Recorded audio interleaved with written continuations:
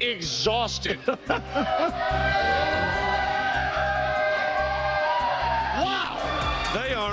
They aren't, though. Hey, is anybody here tired? Anybody else tired? Nobody's tired. Wow.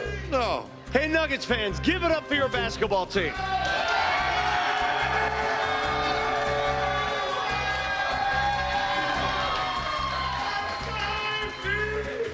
Unreal. You know, we talked about this. I know you did on your radio show. I did on mine. If the games are close in this series, advantage Nuggets because they know how to close. At the end of this game, so many clutch plays by so many clutch players. Aaron Gordon's 3 to tie it up. And then in the overtime, total domination. Guys, if it's close, Nuggets win. They do win because they have the best player in the world, Nikola Jokic, and then they just have a host of other guys who make plays, and they have done this over and over again throughout the years. You know, this is kind of the nightmare for Oklahoma City, and this is exactly the space that the Nuggets want to live in, which is let's get these games to the last 5 minutes, and then we will make the plays because we know how to do that. Oklahoma City, still a young team, still learning how to finish out this kind of stuff. And somewhere Bill Hanslick is, and let me pick up Bill's mantle. Oh, yeah. Says not here. I thought they were outstanding defensively. They figured some things out, even at halftime down 56-51. But they go 14-2 to end the regulation and overtime. Yeah, I mean, that was amazing. Look, defensively, I really don't want to even gloss over this, Scott, because defensively they were amazing. Oklahoma City took 104 shots in this game. Wow. 104. Wow. And you had to survive all of that. They only made 40 of them. They shot 38% in this game, and that defense was, yeah, absolutely. At that point right there, you're looking at the highlights, did not look good until AG, corner 3, ties it at the end of regulation. And then in the overtime, they did not look at all like the Oklahoma City team we're used to seeing. They could not buy a bucket. Well, and Joker 0 for 10 from 3 tonight. That was going to be a 2. That looked good. He thought that was good, too, to end it. They were down 102-99 going into to that shot by AG. And then overtime, they dominated. They just took over. They did whatever they wanted offensively. You can see, look how they get paint touches out to 3. How about that man right there? How about the one-armed Michael Porter Jr., who finishes 5 of 6 from 3, 21 points. Yeah, he was instrumental in this game, and we'll definitely dive into him a little bit more. And the key to this team, if they were to some way find a way to win this series and advance, they'll only do it. And maybe Mike did go 5 of 6 from 3, but he's got to be a contributor and a threat. The way they play defensively and they clog the lane, he's got to be that threat out there, doesn't he?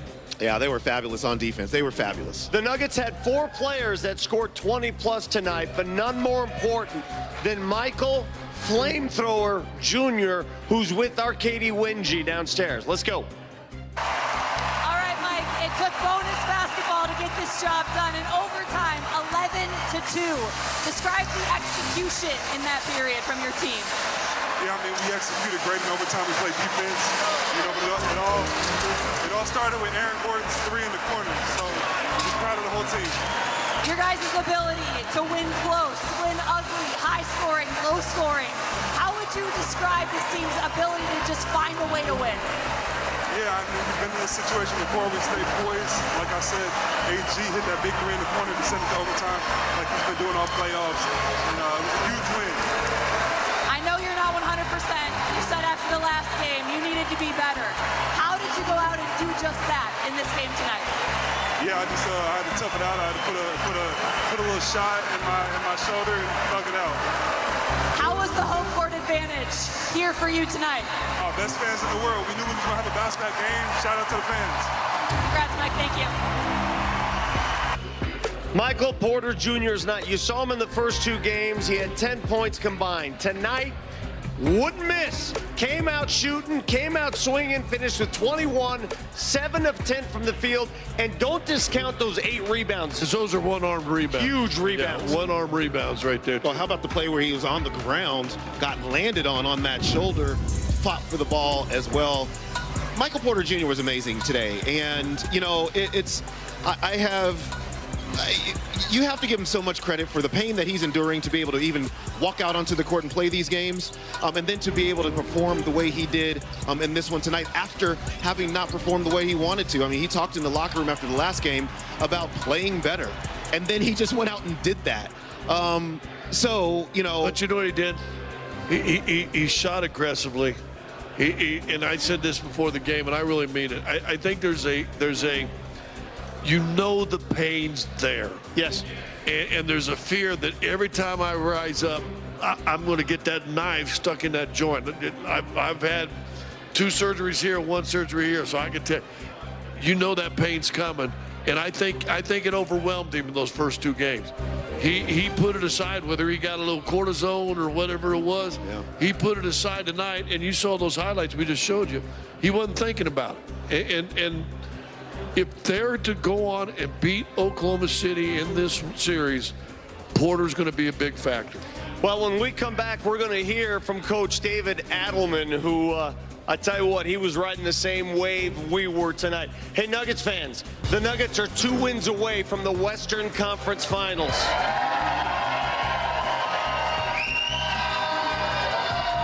What a finish here at Ball Arena. You are watching Nuggets postgame live. We'll hear from head coach David Adelman when we come back.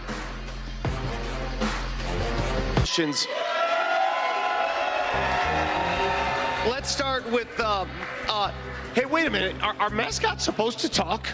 Well, when they're young. Okay, when they're young. Okay. We got 'em up here. They lose their voices when they get to teenage. Right. Go ahead, young Rocky. What's your question? Do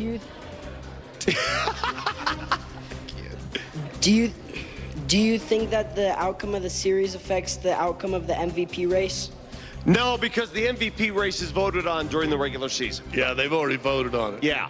Yeah. In fact, it feels like in the next 3 or 4 days it's going to be announced.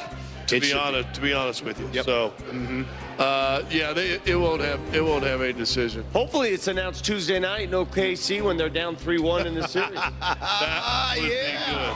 All right. Young man, what's your name? Romeo. Romeo.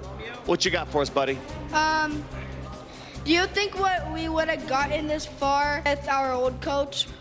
Oh, that's a great question. That's a very tough question to answer. Ooh. Well, look, here's how. We had a boss over there, and I noticed he ducked. Here's how I'll answer that question. What David Adelman has done since taking over, I think has given them the extra juice to be able to do what they are now doing in the playoffs. And it's not just X's and O's, or they're doing something different defensively, which they did all the things defensively today. We'll talk about that a little bit later. But it's empowering the players to communicate amongst themselves and to have more ownership in the team. It's also, for him, it's extra ideas and just extra energy, and then the clearing out of the air. So I think his promotion to where he's doing right now has just been kind of the breath of fresh air that this team has needed and has allowed them to be able to play really well. Anybody here have a messy house? You have a messy house and you get kind of upset.